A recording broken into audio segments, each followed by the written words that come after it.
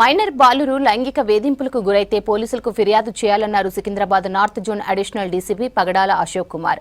అమ్మాయిలకు పోక్సో చట్టం ఏ విధంగా వర్తిస్తుందో అదే విధంగా అబ్బాయిలకు కూడా వర్తిస్తుందన్నారు. బ్లూ అంబ్రెల్లా డే సందర్భంగా యూనిసెఫ్ ఆధ్వర్యంలో జూబ్లీ బస్టాండ్ చౌరస్తా నుంచి డీసీపీ ఆఫీస్ వరకు అవగాహన ర్యాలీ తీశారు.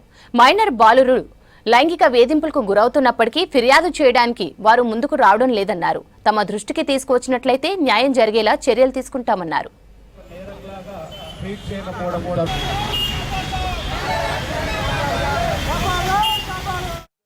మగపిల్లల పైన జరుగుతున్నటువంటి అత్యాచారాలే కావచ్చు, హరాస్మెంటే కావచ్చు, రిపోర్ట్ కావట్లేదు.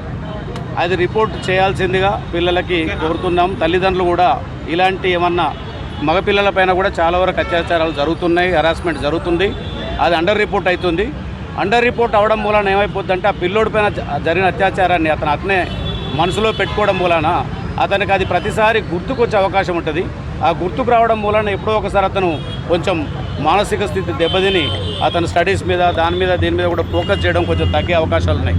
కాబట్టి ఇలాంటి ఇన్సిడెంట్స్ కనుక మగపిల్లలపై జరిగితే ఖచ్చితంగా రిపోర్ట్ చేయాలి.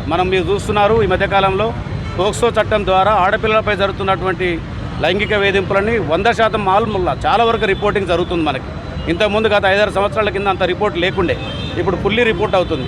సిమిలర్లీ మగపిల్లలు కూడా వాళ్ళు దానికి అతిథులు గారు, వాళ్ళకి జరుగుతుంది. ఆ జరుగుతున్న అబ్యూజ్ని ఖచ్చితంగా రిపోర్ట్ చేయాలి. ఇంటర్నేషనల్ స్టాటిస్టిక్స్ కానీ, ఎన్సీఆర్బీ డేటా కానీ, గవర్నమెంట్ ఆఫ్ ఇండియా డేటా కానీ ఏం చెప్తున్నాయంటే 52% మంది పిల్లలు లైంగిక వేధింపులకు కానీ, హరాస్మెంట్కి కానీ మగపిల్లలు గురవుతున్నారు.